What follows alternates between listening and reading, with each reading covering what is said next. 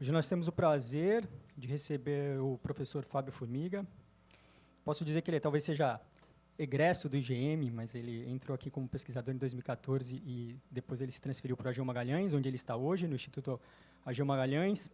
Ele é professor associado da Faculdade de Ciências Médicas da Universidade de Pernambuco, atua no setor de inovação tecnológica em saúde nas áreas de farmacologia, biotecnologia, nanotecnologia para o desenvolvimento de fármacos e medicamentos, coordena o Locus de Inovação Tecnológica da Indústria Farmacêutica de Pernambuco, o Inova Pharma PE, um ambiente de inovação credenciado pela SECT da FACEP, formado pela Fiocruz, Pernambuco, CTN, UPE, LAFPE e Axê Laboratórios Farmacêuticos.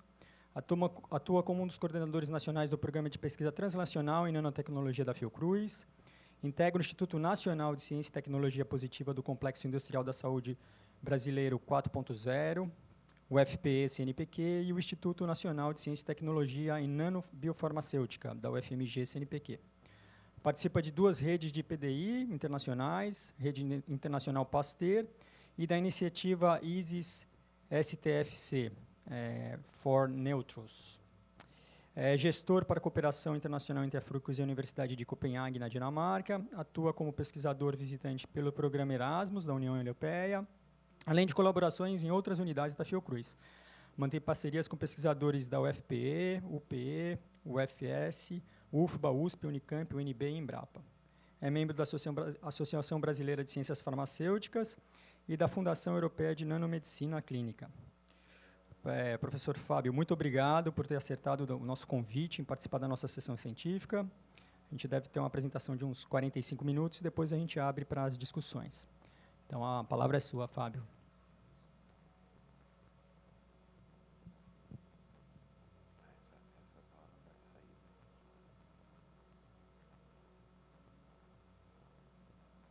Bom dia a todos, os que estão aqui, os que estão acompanhando de forma remota. Primeiro, agradecer o convite, Leonardo, a introdução. Para mim é uma grande satisfação voltar ao Gonçalo Muniz. Eu vejo muitos colegas aqui. E aqui também, esse auditório é bem especial para mim, porque agora, em 2024, né, Léo? Da nossa geração aí, que entrou na Fiocruz em 2014, né? Há aproximadamente 10 anos, a gente estava aqui recebendo aquele botãozinho lá do professor Barral na cerimônia de posse. Então, é uma data, um ano bem marcante para a gente, né? Bom, então, eu vou falar um pouco sobre nanotecnologia aplicada à saúde, principalmente focado na área de drug delivery, de nanoformulação. E aí eu sempre coloco esse slide aqui. Pronto. Porque ele é um slide que ele sintetiza um pouco o universo da nano e as possibilidades que a nanotecnologia oferece para a medicina e saúde, né? Então, aqui é possível ver diferentes arquiteturas, materiais com diferentes arquiteturas e com a possibilidade de incorporar uma diversidade de moléculas bioativas, sejam elas fármacos, agentes de contrastes, fluoróforos e, mais recentemente, muita investigação na área de sistemas lipídicos para o delivery de ácidos nucleicos, né, com a vacina e com outros medicamentos, com outros biofármacos. Então, aqui, o que nós vemos é essa diversidade de formatos e de arquiteturas de nanomateriais, nanopartículas, nanocápsulas, micelas, dendrímeros, lipossomas, nanofibras, nanotubo de carbono. Então, esses materiais eles têm uma certa complexidade, mas eles oferecem também muitas perspectivas de utilização, principalmente para prevenção e tratamento de doenças, né, seja com moléculas novas ou com fármacos antigos, utilizando a estratégia do reposicionamento. Então, esses nanomateriais oferecem biocompatibilidade, toda a parte que envolve a possibilidade de fazer um targeting específico, direcionado para determinado alvo, né, para determinada célula, e aí entra a possibilidade de bioconjugação de superfície, de funcionalização com anticorpos, com ligantes, com peptídeos, com aptâmeros. Então, diferentes sistemas, né, como esses que eu falei, lipossoma, nanofibras. E, por último, que muitas agências regulatórias, né, já começam a receber dossiês de produtos com nanotecnologia embarcada. Então, o aspecto translacional da nanomedicina também precisa ser considerado com relação às práticas, as boas práticas de fabricação em ambiente GMP, toda a parte envolvendo escalonamento de lotes para ensaios clínicos, né? E também outros aspectos regulatórios, principalmente envolvendo questões de segurança e de nanotoxicologia. Bom, então, mais especificamente na área de nanoformulação, então, durante muito tempo, a tecnologia farmacêutica ela foi baseada em sistemas micrométricos, né? Formas de dosificação, onde o tamanho de partícula era basicamente um tamanho na escala micrométrica, né? Quando chegamos na escala nanométrica, principalmente no intervalo de um tamanho de partícula de 1 a 100 nanômetros, esses nanomateriais eles têm uma relação superfície-área diferente, e isso pode conduzir também propriedades fisicoquímicas, elétricas, magnéticas e também biológicas diferentes dos materiais na macroescala. Então, na área de nanoformulação, é possível explorar essas vantagens aqui que vocês estão vendo, principalmente a possibilidade de aumentar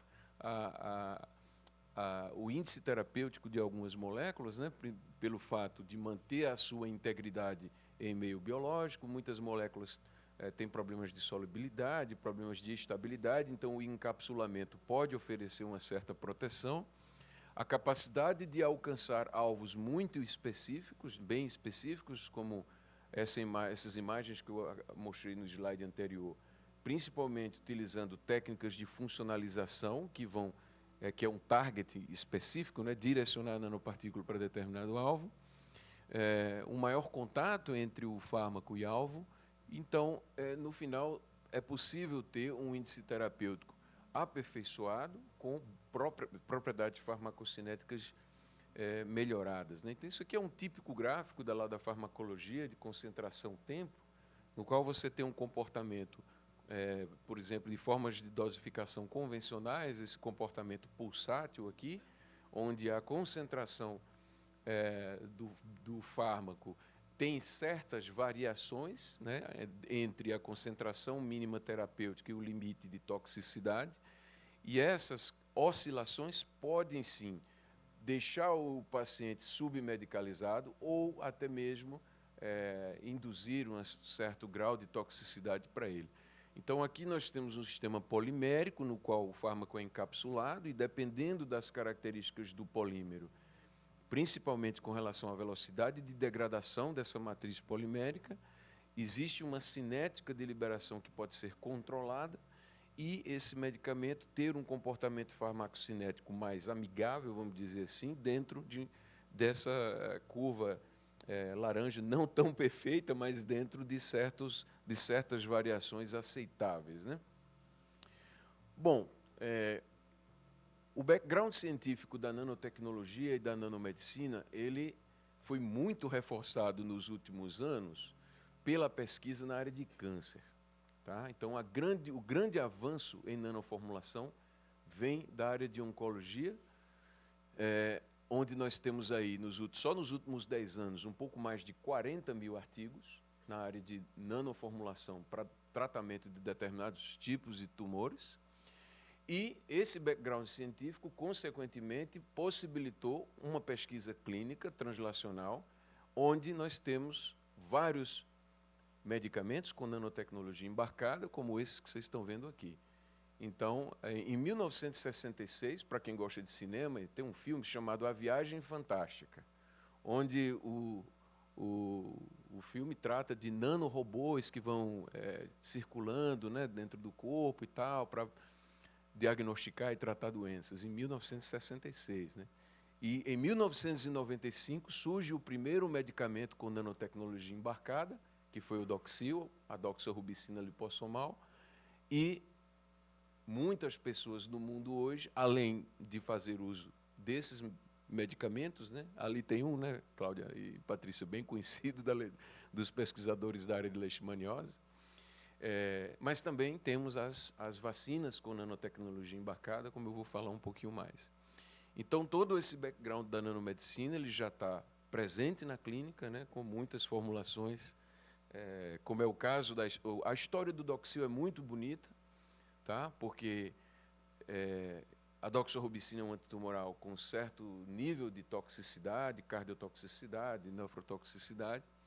Então, o professor Barenholtz com o professor Gabizon, lá em Israel, desenharam e desenvolveram essa formulação lipossomal, que foi um marco, né, na nanomedicina, na nanotecnologia farmacêutica, onde a doxorubicina foi encapsulada num lipossoma, né, que é um sistema formado por uma bicamada lipídica, e esse lipossoma ele é decorado com cadeias de polietileno-glicol e essa modificação de superfície diminui a opsonização, aumenta o tempo de recirculação do lipossoma, ao mesmo tempo que diminui a exposição plasmática de altas concentrações de doxorubicina. Mais recentemente, né, estamos falando de 1995 e vamos chegar até os dias de hoje, esse foi o último nanomedicamento licenciado, que é um Onpatro, que também traz, assim como as vacinas para a Covid, eu diria que uma dupla inovação, porque é a primeira vez que você tem uma terapia baseada em RNA de interferência e o ácido nucleico ele é empacotado em uma nanovesícula lipídica, certo? Então, esse medicamento chegou no Brasil tem uns 2 anos, ainda tem um custo relativamente alto e ele é indicado para uma doença rara, né, um tipo de amiloidose. 2018 foi o ano que ele foi licenciado lá nos Estados Unidos, aqui ele chegou uns 3 anos depois. Então, como eu falei, existem vários medicamentos com nanotecnologia embarcada, né? Esqueci de falar rapidamente sobre a formulação lipossomal de anfotericina, que é o Ambisome, que a gente já tem a formulação genérica no Brasil, mas que durante muito tempo fez com que o custo do tratamento da leishmaniose visceral e daqueles pacientes que não podem receber o glucantime, né? Isso fazia com que o custo do tratamento fosse bem elevado, utilizando a formulação lipossomal da anfotericina. E aqui, nos dias atuais, nós temos 2 formulações que levam nanotecnologia embarcada, que é a vacina da Moderna e a vacina da Pfizer-BioNTech, no qual o RNA mensageiro ele é empacotado em uma nanovesícula lipídica, né? Bom, e aí trazendo, depois dessa breve introdução da nanomedicina, trazendo para o que essa área, o que esse campo de conhecimento, né, que ainda é uma área de vanguarda, apesar de todo o background científico, mas a gente vai aprendendo todos os dias, porque é uma área muito desafiadora, né? Estamos falando aí da bilionésima parte do metro, né? A nanoescala é muito desafiadora, e a nanotecnologia, o curso da nanotecnologia avança paralelamente com o desenvolvimento de técnicas avançadas de microscopia eletrônica e de caracterização de nanomateriais. Então, é impossível fazer nanotecnologia sem um aspecto multidisciplinar da física, da biofísica, da ciência de materiais e claro, trazendo para a área para as ciências biológicas e da saúde, né, com todo o aspecto multidisciplinar dessas áreas. Bom, aqui o impacto global de doenças negligenciadas no mundo, né? Exemplos aqui, a leishmaniose. O Brasil ainda tem uma alta carga, né, de leishmaniose, mas também de arboviroses e de outras doenças associadas com condições de pobreza, infelizmente. Mas, além das doenças negligenciadas, nós também temos doenças infecciosas emergentes, né, que preocupam, né? Aí, assim como foi a epidemia por Zika e por Covid. E o ano passado eu tive num evento lá em Campinas do DNDI, e esse termo doenças tropicais, esse termo tropical, eu acho que vai chegar um momento que a própria Organização Mundial de Saúde vai revisar esse termo tropical. Por quê? Porque essas doenças já começam a chegar no hemisfério norte, né? Na Flórida, os países do Mediterrâneo. Então, a gente tem aqui, por exemplo, uma certa carga de dengue, de outras arboviroses, porque já existe circulação de mosquitos Aedes em Portugal, na Ilha da Madeira, nas Ilhas Canárias, né, e em outros territórios, aí, principalmente da região do Mediterrâneo.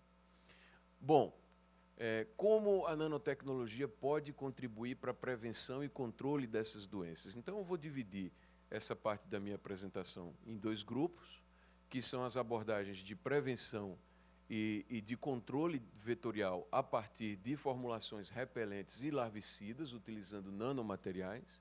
E depois vou falar um pouco sobre o potencial da nanotecnologia em propor, ou pelo menos em aperfeiçoar, tratamentos voltados para o controle de doenças negligenciadas. Então, a literatura dessa área também já está bem avançada, né? Tem muitos trabalhos explorando nanomateriais para controle de vetores, né? Seja o efeito das nanoformulações em algum ponto do ciclo do ciclo de vida dos mosquitos, né? Mas eu vou focar um pouco no Aedes aegypti, e recentemente nós fizemos essa revisão também para contribuir com a geração de conhecimento e revisão do conhecimento no campo.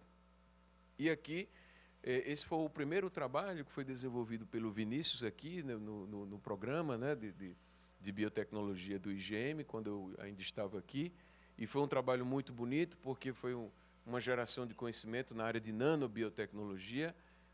Ele fez o encapsulamento de um óleo essencial, que é o óleo de melaleuca, num sistema relativamente simples, que é uma nanopartícula polimérica, contendo o núcleo, né? O óleo ele é encapsulado nesse núcleo, então nós temos uma suspensão estável, ali a microscopia eletrônica mostrando a morfologia das nanocápsulas, e abaixo a microscopia de transmissão, a microscopia de força atômica, e aqui um histograma de tamanho mostrando que essas partículas apresentam uma certa homogeneidade de tamanho. Depois fizemos alguns ensaios de citotoxicidade em macrófago e em queratinócito HCAT. E, por último, o ensaio larvicida contra o Aedes, mostrando que essas nanocápsulas mantiveram a atividade biológica do óleo, no que diz respeito à sua LC50, né, aqui em torno de 70 ppm, e também a caracterização por cromatografia gasosa e massas, né, identificando aqui os compostos bioativos do óleo de melaleuca. Reportamos pela primeira vez a atividade larvicida do óleo e também das nanocápsulas, né? A literatura traz que o potencial larvicida de compostos precisa estar aí abaixo de 100 ppm.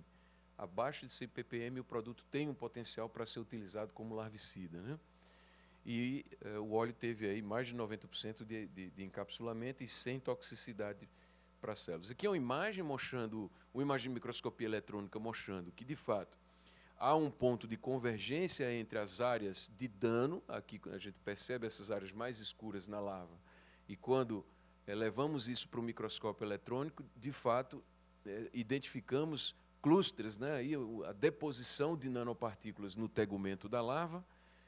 Depois a gente quis estudar isso mais a fundo, porque apesar da literatura, principalmente artigos da Índia, da Ásia, né, de forma geral, porque eles têm muito interesse em utilizar nanotecnologia para controle de vetores, né, nanomateriais, mas ainda existem muitas respostas que precisam ser respondidas com relação à interface nanomaterial-larva, né, que mata. Mas agora o grande desafio é estudar esses mecanismos de interação entre a nanopartícula e a larva. E o primeiro mecanismo foi, a primeira abordagem foi identificar como essa relação se dá. Então, eu vou mostrar mais outros aspectos mais adiante, mas aqui a gente percebe que os pontos de dano na larva são os pontos onde existem deposição de nanopartículas no tegumento. Ainda nessa abordagem do mecanismo de ação, nós fizemos aqui uma abordagem em sílico baseada numa análise de docking para saber se o composto majoritário do óleo de melaleuca, que é o 1,8-cineol, apresenta algum tipo de interação com a acetilcolinesterase. porque o principal mecanismo de atividade larvicida é o bloqueio da acetilcolinesterase da larva, né? Agora a gente terminou um ensaio, um bioensaio, né, com acetilcolinesterase de Aedes aegypti, mas naquele momento, com análise de DOC, nós fizemos com a acetilcolinesterase de Drosophila, considerando a homologia entre as duas enzimas, né, tanto do Aedes quanto de Drosophila. E aqui a gente identificou 12 interações hidrofóbicas, nas quais ocorre uma interação entre diferentes aminoácidos diferentes aminoácidos da sequência da acetilcolinesterase e o principal composto majoritário do óleo. Isso é um indicativo de que essas nanopartículas contendo o óleo de melaleuca podem, de fato, bloquear a acetilcolinesterase. Bom, dentro dessa mesma linha, e esse foi um desdobramento de um projeto que eu também participei quando eu estava aqui, juntamente com os colegas da Escola Politécnica da UFBA, e também com a Universidade de Coimbra, e foi muito profícuo essa relação, e a gente continua esse projeto até hoje. E dessa relação saiu também o pós-doc da Gláucia, não com nanopartículas, mas com outro sistema que são os monolitos poliméricos, também contendo melaleuca alternifolia, e obtidos através de uma tecnologia que utiliza gás carbônico supercrítico para fazer a impregnação desse material nessas formas que vocês estão vendo aí. Então, essas formas, na verdade, o monolito, na verdade, pessoal, é um material sólido, né? Parecido com uma consistência de vela, de parafina, né? Então, ele seria um produto interessante para uma atividade de repelência, né? Porque é um produto de fácil manuseio. Então, isso aqui é um ensaio de liberação no ar, mostrando os compostos voláteis, a liberação dos compostos voláteis do óleo de melaleuca e também de cúrcuma longa, do extrato de cúrcuma longa impregnado nesses monolitos. E nós fizemos um ensaio preliminar, ainda estamos repetindo muitos dados lá no insetário do AGEU, mas esse ensaio foi feito utilizando um protocolo padronizado pelo Departamento de Entomologia lá do AGEU, que é um ensaio de repelência, né, utilizando um algoritmo que mede o número de pousos do mosquito nessa arena. Então, isso aqui é uma arena de cartolina, que vocês estão vendo aí. No centro, você tem um tubo que recircula água a 37 graus. Temos aqui um cilindro de gás carbônico, né? E aqui essa ponta do cilindro que vai liberando o gás carbônico dentro da gaiola. E temos um algodão com sangue de coelho, ou seja, os 3 principais atrativos para o mosquito. Essa arena ela é embebida do material teste, temos uma câmera, e depois do ensaio, o operador vai rebobinar a câmera e vai fazer a contagem do número de pousos, ou seja, se o mosquito atravessa ou não a arena, que é o desafio para ele. E no final nós temos aí os cálculos e os algoritmos para determinar a atividade de repelência dos materiais. Então, esse gráfico aqui, que é parte do pós-doc do Gabriel lá, então a gente faz uma comparação entre os controles negativos, ou seja, as arenas que não possuem o material teste, e vários monolitos contendo diferentes concentrações dos bioativos, tanto de cúrcuma quanto de melaleuca, apresentam uma capacidade de repelência, ou seja, de reduzir o número de pousos na arena, principalmente esse último aqui, que foi utilizando diferentes concentrações, tanto de pluronic, razão pluronic caprolactona, e as condições de síntese por gás carbônico supercrítico, que é exatamente essa tecnologia aqui, que utiliza um aparato experimental, um setup de equipamento bem robusto e que permite a impregnação de produtos naturais em diferentes tipos de substratos, né? Nesse caso aqui, a gente está usando um monolito polimérico, que é exatamente, aqui dá para ver as imagens, né? A macroscopia, a estereomicroscopia, mostrando a arquitetura desse material, e aqui a microscopia de varredura. e ali é um material, a imagem, né, do vaio com o monolito dentro. Então, esse material está pensado para ser um produto repelente, né, porque ele é um material sólido e já foi bem caracterizado, ali mostrando também a liberação lenta dos compostos do principal ativo repelente.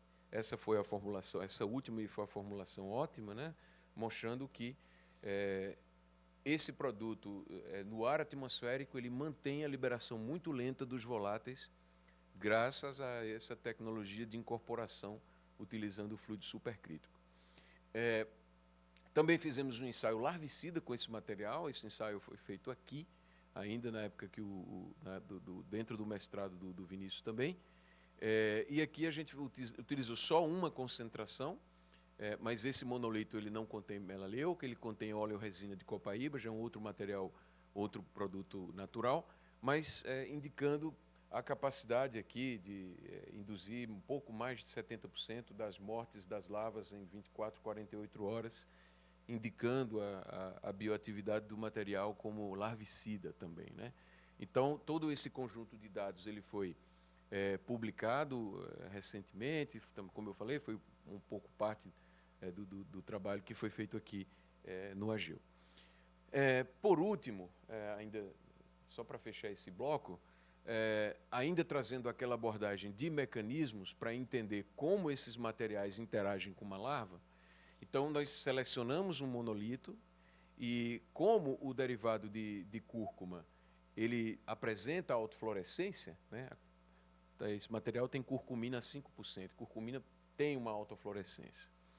Então, o que foi que a gente observou aqui no interior das larvas? Algumas áreas de deposição mais consistente do material fluorescente, né? E essa deposição consistente estava muito associada com a deposição desse material no intestino médio da larva, indicando uma deposição do monolito e um processamento desse material através de ingestão pela larva e oferecendo biodisponibilidade dos compostos ativos da oleoresina de copaíba e, consequentemente, induzindo mortalidade na larva.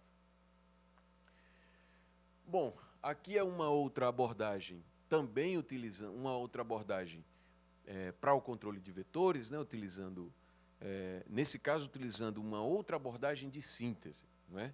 Que é a síntese verde, que isso está bem em evidência agora, né?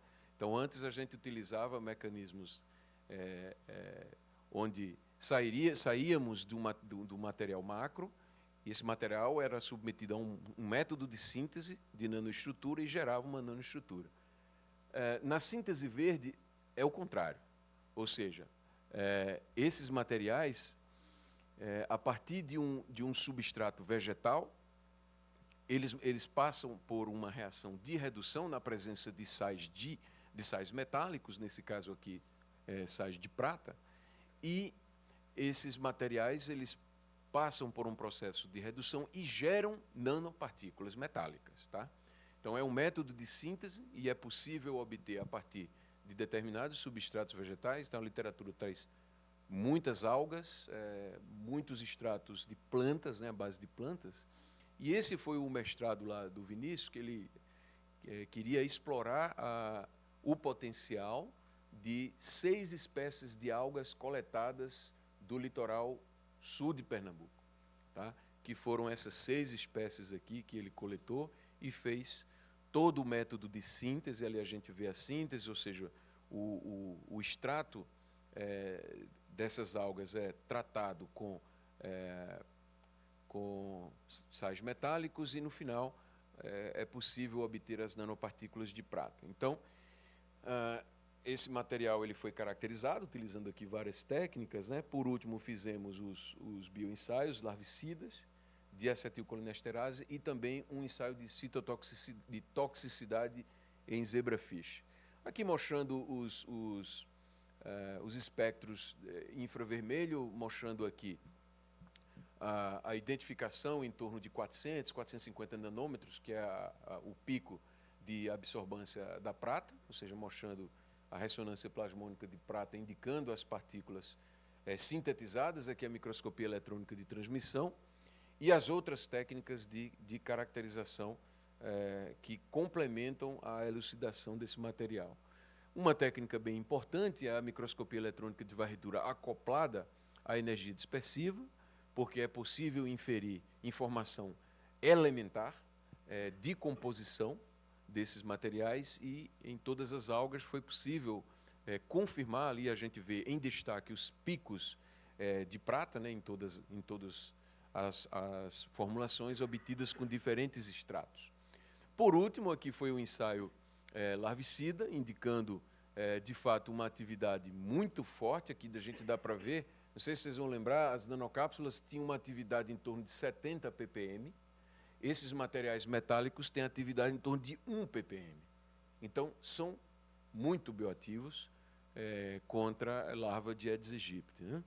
Aqui ele compara tanto o extrato aquoso como hidroalcoólico, que é o material de partida para a síntese dessas nanoestruturas, e aqui mostrando também que essa forte atividade larvicida está também associada com uma intensa capacidade de bloqueio da acetilcolinesterase do Aedes. Nesse caso aqui, o ensaio foi o bioensaio de acetilcolinesterase. A estimativa por docking molecular. Bom, entrando na outra parte, agora eu vou mostrar um pouco do que a gente faz com a área de nanoformulação de medicamentos, né, para a terapêutica dessas doenças aí. Bom, se der tempo, eu vou tentar mostrar esses 4 pontos, né? Vou iniciar por esse ponto mostrando o fruto da colaboração e da parceria com a doutora Patrícia Veras, aqui desde a época que eu cheguei aqui no Gonçalo até hoje, né? Então, esse foi um projeto que me motivou muito, né, quando eu vejo essa possibilidade de utilizar os inibidores de HSP90, que já são bem conhecidos lá da oncologia, né, a possibilidade de interagir com proteínas clientes e bloquear a replicação e ciclo celular. E aí o grupo da Patrícia reportou, né, Patrícia, pela primeira vez a atividade dessa série de compostos em leishmania, né, induzindo a inibição da transformação de promastigota para mastigota com vários danos, né, no parasito.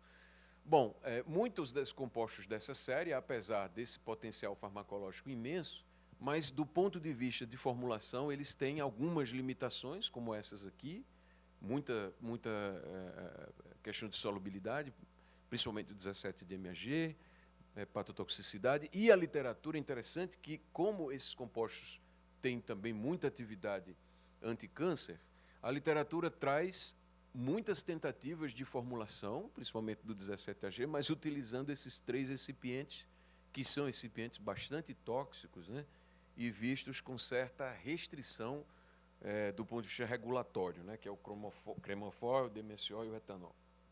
Bom, a nossa primeira tentativa, que foi o mestrado da Carla, ainda aqui também no Gonçalo, foi propor, né, desenhar uma nanoformulação baseada em uma nanopartícula lipídica sólida, né, uma formulação relativamente complexa, mas que foi capaz de encapsular o 17-DMAG, ali mostrando o histograma de tamanho. E o interessante é esse ensaio de captação intracelular, né, isso eu estava discutindo antes aqui com o Patrícia e com o Henrique, a importância de fazer essa caracterização até mesmo visual. Então, nós marcamos as partículas com o fluoróforo e submetemos os macrófagos infectados à exposição a essas nanopartículas. Então, o que vocês estão vendo aí é um macrófago infectado com leishmania fluorescente, marcada com GFP, marcação nuclear de DAP, e as nanopartículas estão marcadas com rodamina, no canal vermelho. Então, acho que foi até Cláudio que fez essa imagem, Cláudio, há muito tempo atrás.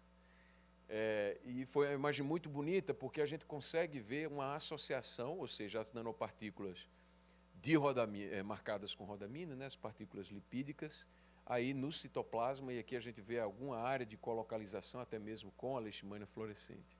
Então, indicando que essas partículas conseguem atravessar a membrana do macrófago infectado.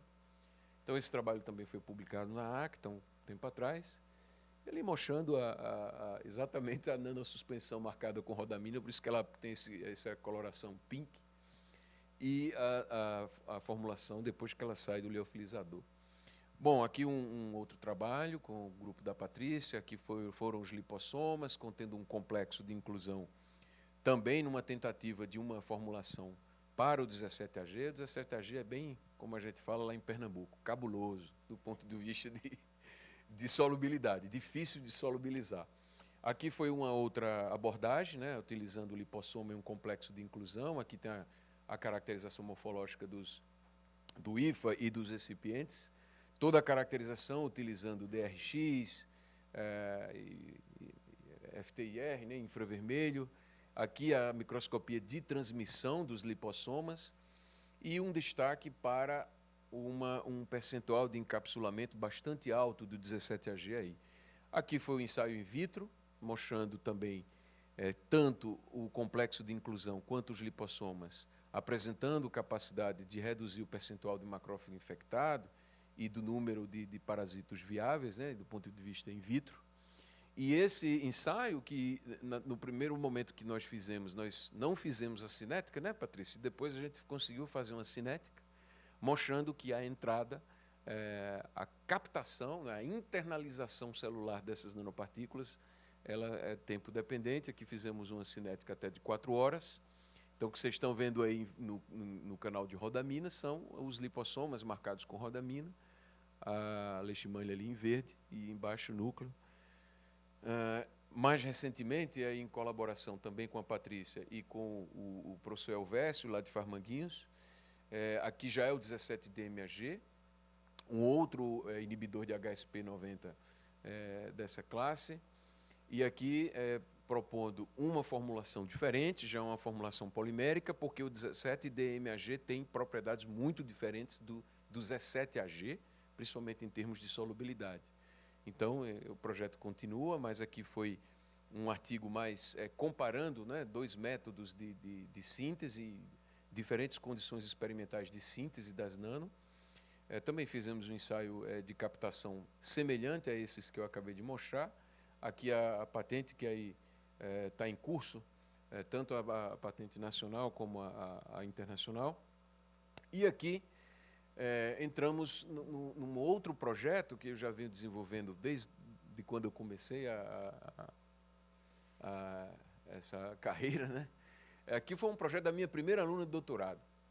Então, ela era veterinária, a Ziliane, chegou para mim: professor, eu observo que os animais que a gente trata lá na fazenda com ivermectina têm uma variabilidade de efeito absurdo, né? Ou seja, tem uns que melhoram, outros não melhoram, e vamos tentar melhorar a formulação de ivermectina e tal.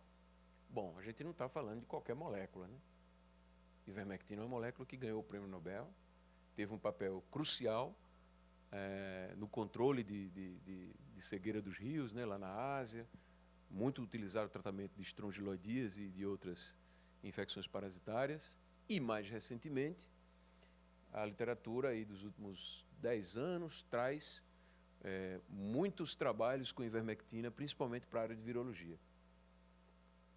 Então, a possibilidade aqui de melhorar o delivery da ivermectina, essa ideia não é nova. A literatura tem muitas tentativas de formulação, aí utilizando nanocarreadores lipídicos, partículas de alginato quitosana, né, polissacarídeos, polímeros também. Aqui mostrando a evidência, né, na emergência sanitária do Zika.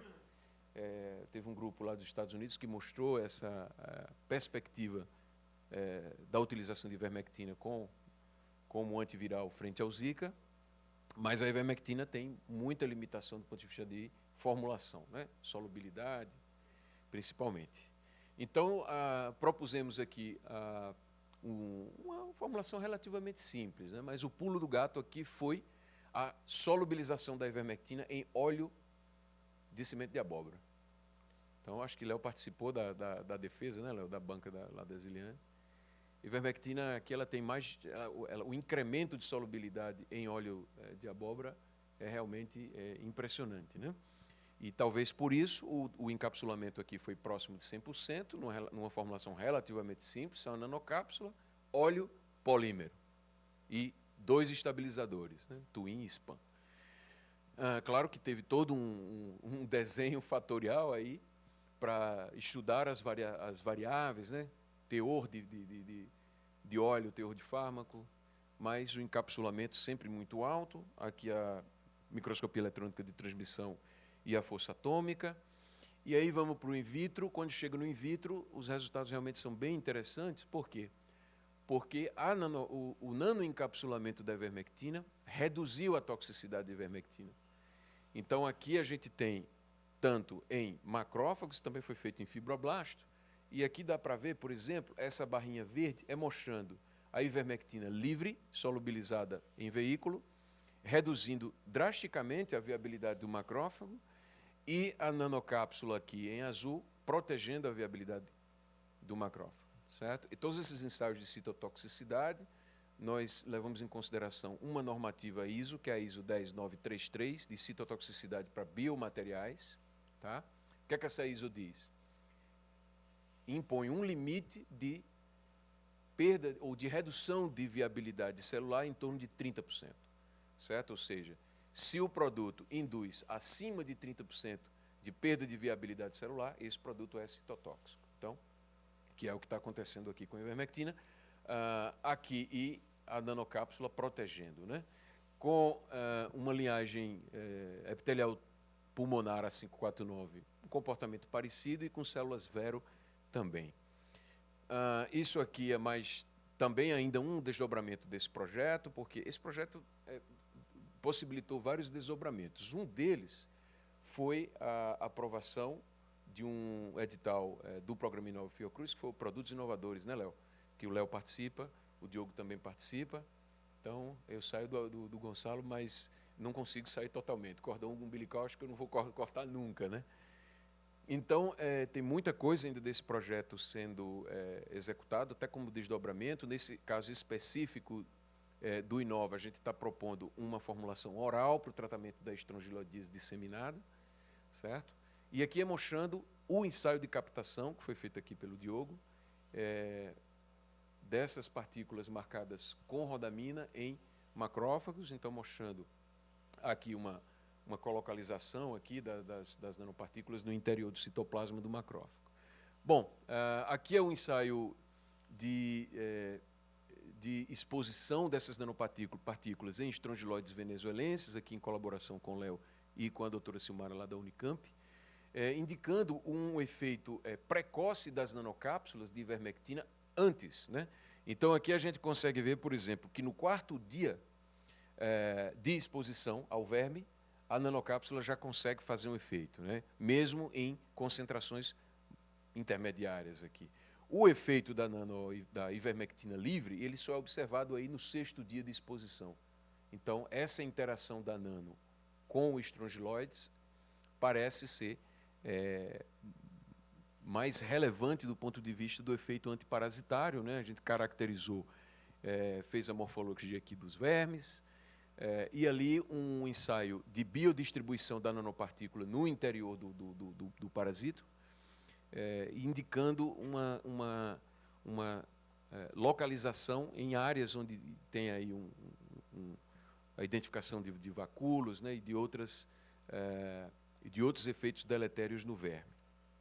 Esse estudo também foi publicado recentemente e, como eu falei, é um projeto também que tem um bom desdobramento e ainda está em curso um braço dele. Para finalizar, eu vou falar um pouco do delivery de antivirais, ainda dentro desse contexto das doenças negligenciadas e emergentes, como é o caso da infecção por Zika vírus. Então, esse é um projeto também bem no qual a gente está muito motivado. Por quê? Porque essa molécula, que é um análogo de um ribosídeo, o 6-MMPR, essa molécula foi prospectada pelo Departamento de Virologia do AGEU Magalhães, certo? Só que é uma molécula, como vocês estão vendo ali, ela tem uma certa complexidade estrutural, porque é um análogo de um nucleosídeo. Os colegas da virologia reportaram um efeito antiviral consistente, né, sobre o Zika, mas recentemente também sobre outros vírus, Só que essa estrutura não permite passagem pela barreira hematoencefálica, certo? Então, a ideia é desenhar um carreador, né, um nanocarreador, para o delivery do 6-MMPR no sistema nervoso central, que foi o pós-doc da Jéssica, entre o nosso laboratório e o departamento de virologia lá do AGEU. Então, foi um projeto muito desafiador, muito enriquecedor, mas que tem gerado muito aprendizado para todo mundo. Aqui, por que isso? Porque quem trabalha com nanoformulação sabe que quando você começa a incorporar um bioativo em um sistema, Patrícia conhece bem isso, né, Patrícia? Henrique também. O encapsulamento é de 2%. E agora, né? Então, foi um desafio muito grande, aí quase 8, 10 meses, para a gente conseguir um encapsulamento de 50%, 48%. Mas para uma biomolécula é bem relevante, né? E aqui, no final, nós temos aqui essa nanosuspensão bonita, estável, com essas características aqui, nanopartículas esféricas, dispersas, pouca agregação, histograma do DLS aí limpo, monomodal, 135 nanômetros e uma carga de 30 milivolts que produz estabilidade coloidal, certo? Como eu falei, esse projeto também se desdobra, agora a Mariana iniciou o mestrado nele. E aqui um pouco das características, né? Então, nós saímos de 2%, depois, 3 meses depois, a gente subia para 13%, mais meses depois subimos para 19% e no final chegamos em 51%. E daí chegamos no limite, que é o próprio limite da química, né? Entre a característica da biomolécula e a característica do nanotransportador, nesse caso, uma partícula polimérica. Aqui as concentrações, os cromatogramas mostrando a detecção do 6-MMPR no sobrenadante dessas nanoestruturas. Bom, e aqui um pouco dos ensaios biológicos, né, que foram feitos, aqui a citotoxicidade dessa nanoestrutura em células vero, aqui mostrando que foi um resultado bem interessante, mostrando que a nanopartícula protege as células do efeito citotóxico aqui do MMPR livre, como vocês estão vendo aqui, essa linha preta, aumentando as concentrações, a viabilidade da vero vai diminuindo, mas isso não acontece de forma tão consistente quando o MMPR é encapsulado na nanopartícula, né? Até em concentrações aqui de 256 micromolar. Então, mostrando que a nano protege o 6-MMPR. Por último, aqui o ensaio antiviral, tanto o TCID quanto a PCR, em Zika, em célula vero infectada por Zika, mostrando que as nanopartículas mantêm a atividade biológica do 6-MMPR. Claro que a ideia aqui não era uma competição com o 6-MMPR livre, porque a gente já sabe que ele funciona, e muitas vezes o próprio MMPR os colegas utilizam como controle, né, como controle dos ensaios antivirais lá. Mas aqui era exatamente para mostrar que mesmo após o nanoencapsulamento, a atividade biológica do 6-MMPR é mantida. Quando calculamos o índice de seletividade, baseado principalmente nesse efeito aqui, o 6-MMPR é muito mais seguro quando ele é nanoformulado do que quando ele é utilizado na IV, né? Aqui a fotomicrografia do cultivo. E, por último, um ensaio de prova de conceito de que essa nanoestrutura atravessa a barreira hematoencefálica.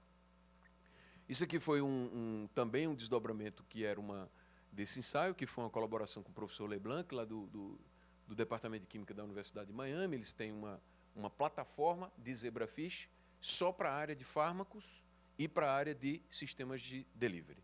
Tá? Acho que muitos aqui sabem que o zebrafish é um modelo alternativo, que pode ser utilizado, né, para vários tipos de abordagem, vários tipos de ensaio, toxicologia principalmente. Mas o grupo lá do professor Leblanc validou alguns protocolos, isso está bem publicado, é bem consistente na literatura. E aí o que nós fizemos aqui foi, o que o aluno lá usou, injeta a nanosuspensão com um marcador fluorescente, que nesse caso é o perileno, não é a rodamina. Então ele injeta no coraçãozinho lá rudimentar do peixe, biodistribui. Aqui a gente tem um canal central, Então, toda essa área aqui posterior, né, aqui de cima, tudo isso aqui é o sistema nervoso central do peixe. Então, no controle, eu não observo fluorescência e aqui eu observo a distribuição dessas nanoestruturas no sistema nervoso central, indicando que nesse ensaio de captação cerebral em zebrafish, as nanopartículas conseguem atravessar a barreira hematoencefálica. Claro que isso é um ensaio preliminar, em algum momento a gente vai ter que fazer um outro ensaio, mas o que a gente está fazendo agora lá no AGEU é um ensaio in vitro para correlacionar um cocultivo de célula endotelial e astrócitos para fazer um modelo de barreira hematoencefálica, né, para caracterizar melhor também esse sistema. Por último, aquelas nanopartículas de ivermectina mostraram também aqui uma atividade em Zika, certo? Isso está bem consolidado, a ivermectina tem atividade antiviral contra a Zika, e aqui mostrando que aquelas mesmas nanopartículas aí, Léo, dos estrongiloides, elas também têm efetividade aqui, principalmente nas concentrações aqui maiores, né, frente a uma célula vero infectada com Zika. Eu coloquei essa imagem aqui, pessoal, porque durante a pandemia, né, nós também, e de toda a polêmica, de toda aquela controvérsia envolvendo ivermectina, nós gastamos aí também algum tempo para colocar essa formulação contra a célula vero infectada com SARS-CoV, e o resultado foi esse aí que vocês estão vendo, que é o que a gente já conhece. Nem a nanopartícula foi capaz de incrementar a atividade da ivermectina contra o SARS-CoV-2, né? Porque, se fosse, a gente já estava bem na fita, né, Mittermeier, que essas nanopartículas de ivermectina contra o SARS-CoV-2, mas não foi possível. Bom, pessoal, aqui eu já termino mostrando somente aqui um desdobramento ainda. Durante a pandemia, nós tivemos um projeto aprovado, que foi o Inova, aquele Inova que foi focado só para a Covid, eu não sei se foi agora o título me fugiu, mas foi um projeto pequeno que deu para fazer um braço desse projeto grande aqui, em parceria com os colegas da Universidade de Brasília, e eu tive uma felicidade, uma satisfação muito grande de participar desse consórcio, onde o desenvolvimento de um respirador N95 com nanotecnologia embarcada, certo? No qual a camada intermediária de tecido não tecido, ela é impregnada com nanopartículas de quitosano, certo? Aqui é toda a caracterização dessas nano, aqui os ensaios de citotoxicidade do material, ali é o protótipo da máscara, esse trabalho foi publicado recentemente, e o desdobramento principal desse projeto foi o primeiro respirador com nanotecnologia embarcada, registrado na Anvisa. Esse produto já está comercializado, num acordo, numa seção não onerosa, ou seja, a empresa ela precisa vender para os organismos públicos, ou seja, para o SUS, a um preço muito menor do que o preço das farmácias comerciais. Então, foi muito bom participar desse consórcio. E, por último, mesmo eu prometo, viu, Léo, que é a última coisa que eu vou mostrar, isso aqui também é um fruto de um projeto maior que envolve vários financiamentos, que é o desenvolvimento de um aerossol nanoestruturado para o delivery de um anticorpo monoclonal contra a Covid-19. O tocilizumab é um tratamento farmacológico preconizado pela OMS para os casos de Covid moderada ou grave em paciente hospitalizado, mas são apenas formulações de uso intravenoso que produz uma biodisponibilidade pulmonar muito baixa. Tocilizumab é um inibidor do receptor de interleucina 6, então tenta mitigar a tempestade de citocina, mas com essa formulação aí, a biodisponibilidade pulmonar é muito baixa, e nós propusemos o desenvolvimento de um aerossol não estruturado com nanotecnologia embarcada. Então, é um projeto bem desafiador também, que envolve um edital, que é aquele edital tripartite Fiocruz, USP e Pasteur, que já está terminando agora, termina em novembro. Então, um braço desse projeto é pelo Pasteur, e um outro braço do projeto, principalmente envolvendo a caracterização desse material por técnicas biofísicas de última geração, em parceria com a Universidade de Copenhague. Então, aqui, nós temos aqui não posso mostrar tudo, né, porque tem algumas confidencialidades envolvidas nesse projeto, mas aqui a gente vê, por exemplo, a síntese da nanoestrutura vazia, a síntese da nanoestrutura com o anticorpo adsorvido, aí não é um encapsulamento, é uma adsorção, o anticorpo tem 145 kilodaltons, a gente consegue visualizar uma camada ali superficial e consegue também identificar, ali é uma identificação simples da banda do tocilizumab no sobrenadante das partículas, e aqui uma caracterização por dicroísmo circular, e os histogramas de tamanho, mostrando essas partículas aí em torno de 250, 280 nanômetros. Tá? Muito interessante também esse ensaio em A549, mostrando também que tanto a nanopartícula quanto o anticorpo não reduz de forma significativa a viabilidade das A549.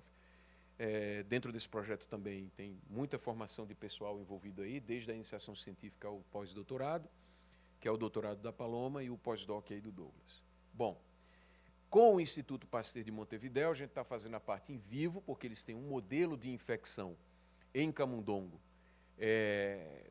infectado pelo vírus hepático murino, o MHV, que é um vírus da mesma linha evolutiva que o coronavírus, e aqui mostrando que quando os camundongos recebem a instilação da nanopartícula, toda a parte antiviral a gente ainda está fazendo, a quantificação das PCRs e a histopatologia. Mas aqui o que eu estou querendo mostrar é a deposição dessas nanopartículas nos pulmões, porque esse é o objetivo principal do projeto. É um aerossol nanoestruturado com tocilizumab. No ensaio de biodistribuição por bioimagem, não foi possível aqui identificar no scanner de corpo inteiro do camundongo. Mas quando fizemos aqui a coleta dos órgãos, ali vocês veem os pulmões, é possível identificar a presença das nanopartículas marcadas com FITS, com fluoróforo, né? Então, depois da administração,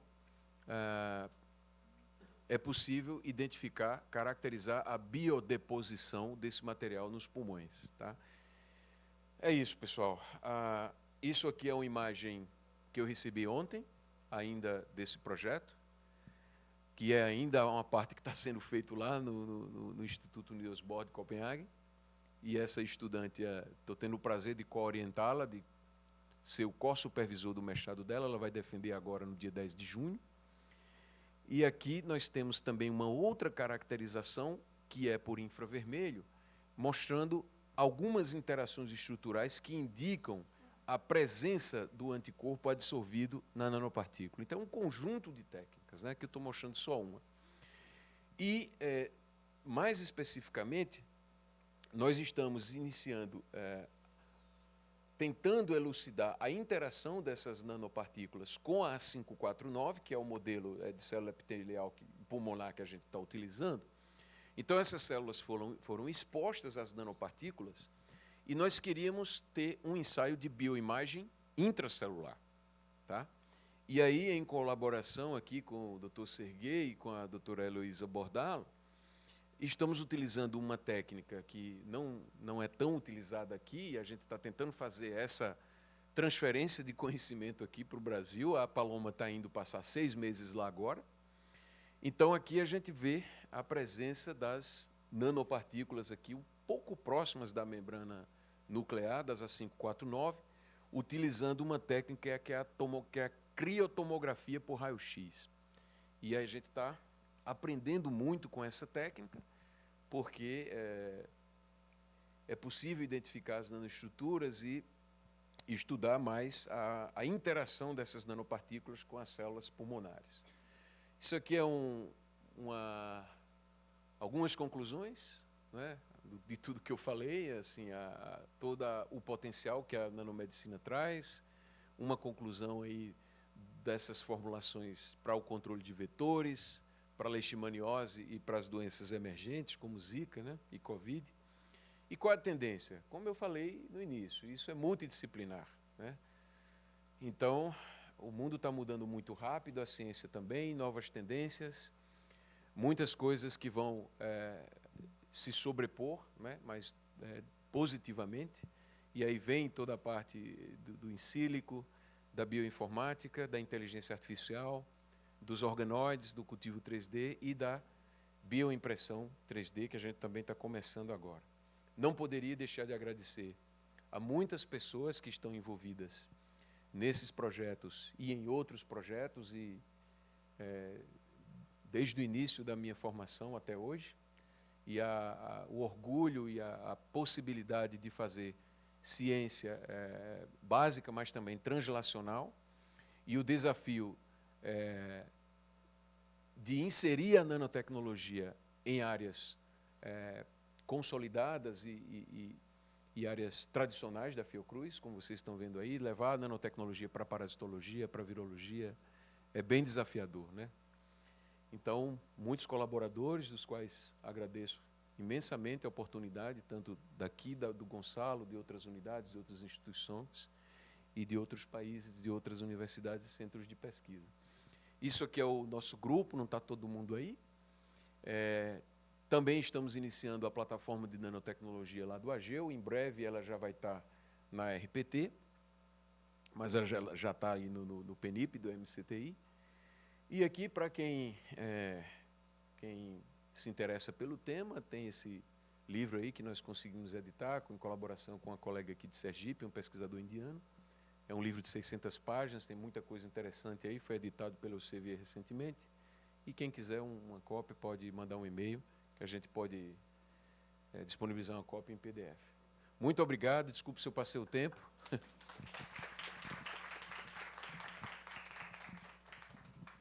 Obrigado, Fábio, pela aula, review, atualização. E, enfim, abro para as perguntas. Acho que a gente pode começar aqui pelo auditório e depois para o chat. Professor Mittermeier, depois o Thiago. Bom dia a todos. Parabéns. Eu fiquei impressionado com a quantidade de resultados que você apresentou. Eu lembro que a última vez que eu vi você falando foi no Congresso de Biotecnologia lá em Brasília. Isso. Lembra disso? Foi muito bom. Eu fiquei muito feliz, lhe parabenizei e novamente. Eu acho que você mostra aí uma coisa interessante que a gente espera de um cientista. Você tem domínio de uma metodologia, mas você está guiado por perguntas e não refém da metodologia. Isso é a primeira coisa. A segunda coisa, vejo também as interações que você está montando com vários colegas no Brasil, no exterior, mas o que me chama muita atenção, sempre você mostrou ali, a formação de recursos humanos. Isso é extremamente importante para o nosso país. E, por outro lado, por último, eu acho mais relevante, você estar sempre em busca, no seu trabalho, com seus colegas, de ter um produto. Acho que é importante, buscar inovação, né? É muito interessante. Eu queria saber se você testou a ivermectina, por exemplo, na extosomose. Eu não vi você falar. Você chegou a testar, se você teve alguma curiosidade, porque in vitro pode ser feito fácil, né, Léo? Tira os vermes e aí testaria, talvez vocês pudessem fazer alguma coisa. Mas era só isso, é só para dar o testemunho. Eu estava preocupado, eu não via Fábio aqui. Agora, quando eu vi a chamada, eu vi que você está em Pernambuco. E aí é uma outra coisa que eu queria chamar a atenção para os colegas que vão ser os futuros diretores aqui. Eu lembro quando eu era diretor, o cara faz concurso, vai para outro lugar. O importante é que ele mantenha o pé aqui, que ele mantenha a colaboração.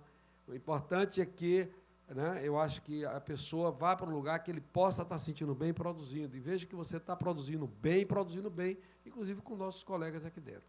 É só para fazer esse registro. E aí eu queria fazer um registro, infelizmente, Cláudia não está aqui. Eu abri 2 vezes meu celular, na semana passada e abri agora. Eu estou muito triste com a ausência dos estudantes de pós-graduação. Eu olhei aqui e vi que não tem um estudante que eu estou orientando, acompanhando você, nem veio aqui. Eu tenho certeza absoluta que eu estou saindo aqui sexta-feira um pouquinho mais sabido sobre nanotecnologia. Aprendi com você. Eu acho que, Patrícia, Léo, nós temos que criar um mecanismo para que os estudantes de pós-graduação estejam presencialmente aqui.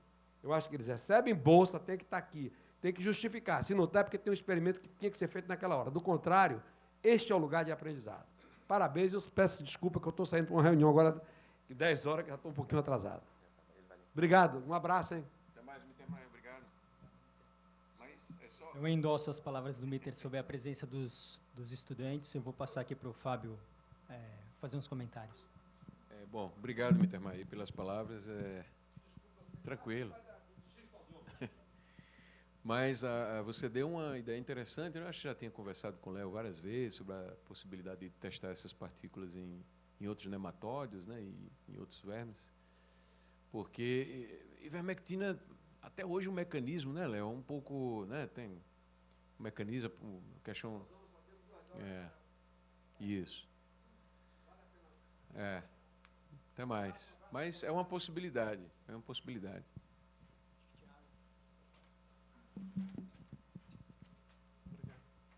Opa, tudo bom? E aí, Formiga, tudo bem? Quanto tempo, né? Estava assistindo sua sessão em 2 modos. Estava primeiro virtual e depois aqui presencial. Hoje nós tivemos o aniversário do professor Edgar. Aí chocou, né? Primeiramente, parabéns pelo seu trabalho, muito bonito. E a gente vê pessoas que a gente já conhece há bastante tempo, né, o desenvolvimento que você tem é muito prazeroso para a gente. Uma pergunta sobre... acho que tinha conversado com você uns 6 anos atrás sobre as lipoproteínas servindo como nanopartículas para delivery, né? Uma vez, por exemplo, que LDLs elas têm a ApoB100 na sua superfície, seria interessante essas LDLs carregarem, no caso, drogas, né? Hidrossolúveis dentro delas, no caso, né? Que não atravessam as barreiras, para servirem, por exemplo, como deliveries hepáticos ou extrahepáticos, né? Tem alguma coisa em relação a isso, Léo, hoje, utilizando as apolipoproteínas, né, como ligantes e usando essas lipoproteínas como carreadores?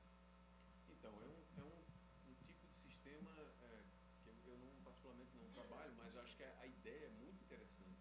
Não sei se Henrique já leu alguma coisa do tipo, mas eu acho que eu já vi algumas coisas na literatura, certo? A possibilidade de você fazer, né, ancorar alguns ligantes, né, para direcionar o target, né, até para ter uma atividade frente a alguns alvos de membrana, né? Mas é uma perspectiva interessante, Thiago, porque teria que estudar, até porque assim,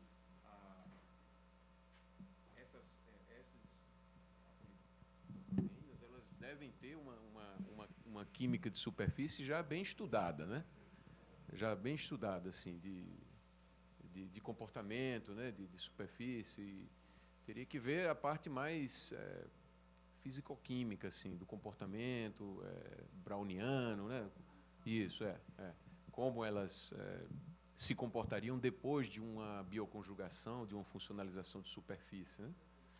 Então, teria que fazer toda uma caracterização e uns testes biológicos para saber como elas se comportariam.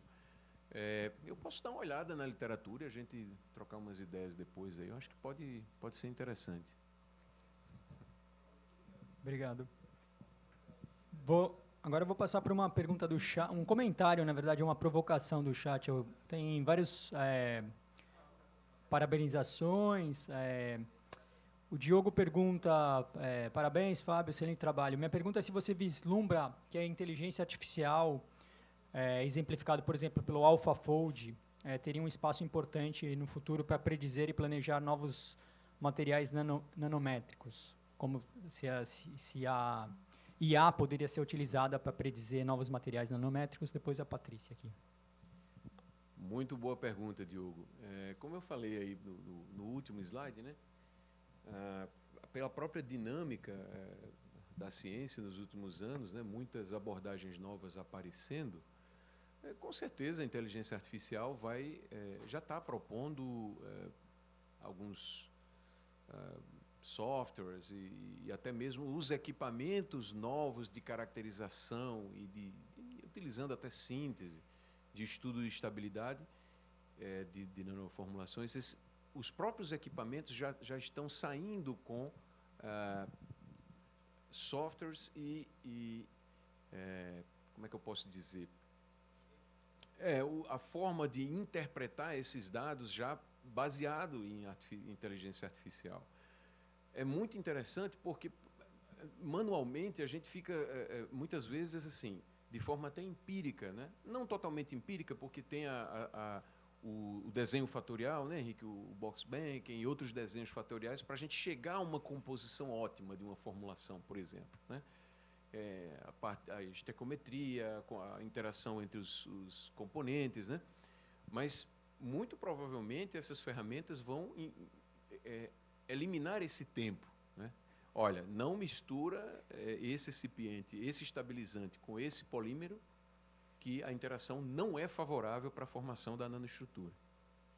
Então, isso é possível acontecer, eu acho que já está começando a acontecer, já vi alguns artigos nesse sentido, e algumas abordagens de inteligência artificial também vão chegar mais lá adiante, mais lá na frente, como, por exemplo, algumas empresas, né, já estão propondo equipamentos para se fazer uma síntese mais coordenada, mais direcionada. Agora você tem os equipamentos de microfluídica, que tem esse controle mais refinado da formação da nanoestrutura e da manutenção da sua estabilidade.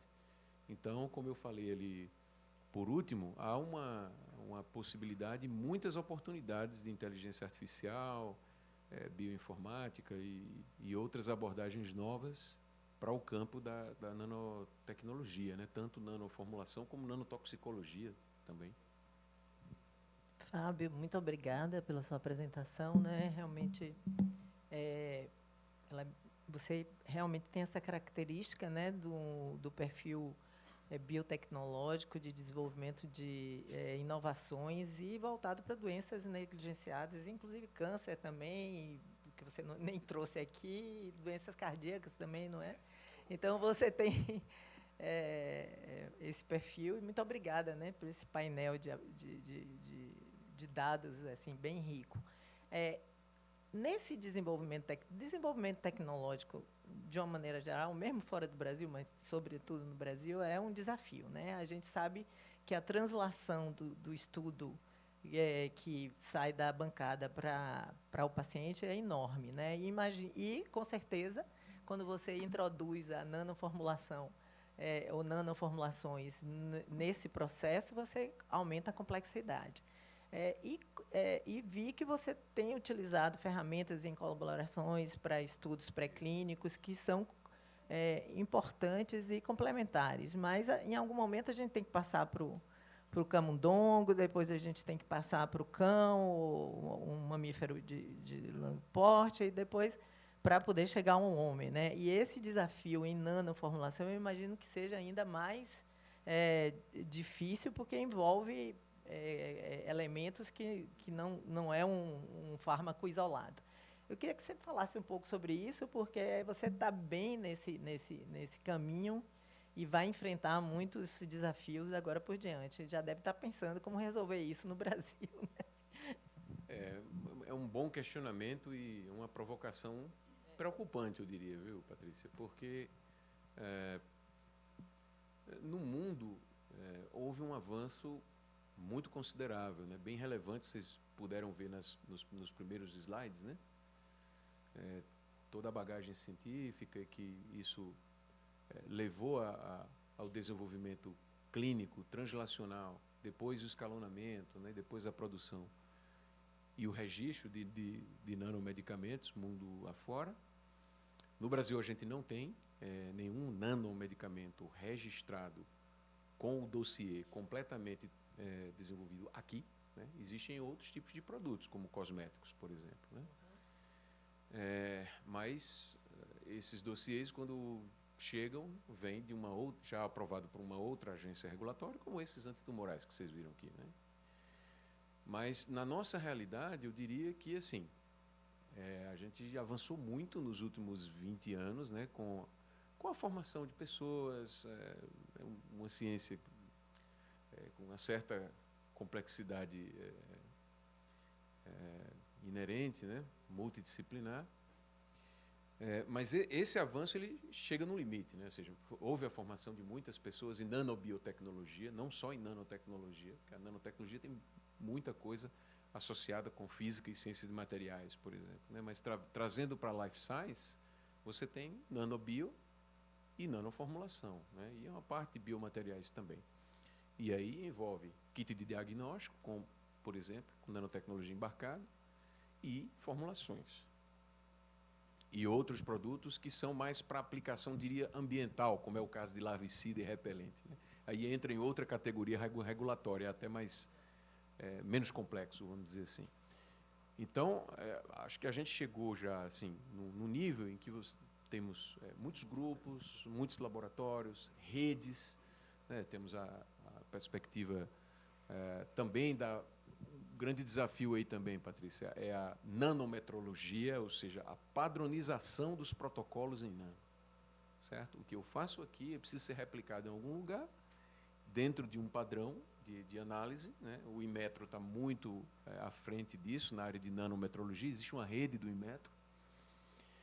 E porque toda essa parte vai dar, essa parte pré-clínica e mais de base mesmo, de validação de protocolos e de formação de pessoas, dá um passo adiante. Esse passo adiante é isso que você falou, que é o quê?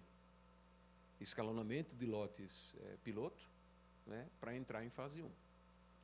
Aí, realmente, a gente ainda tem enormes desafios, né? Você sabe muito bem.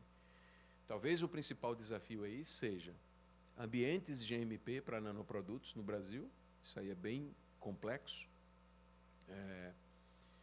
e também financiamentos de outra escala. Mais pesados. Né? Financiamentos de outra escala voltado para escalonamento de lote e entrar em fase 1. Exatamente.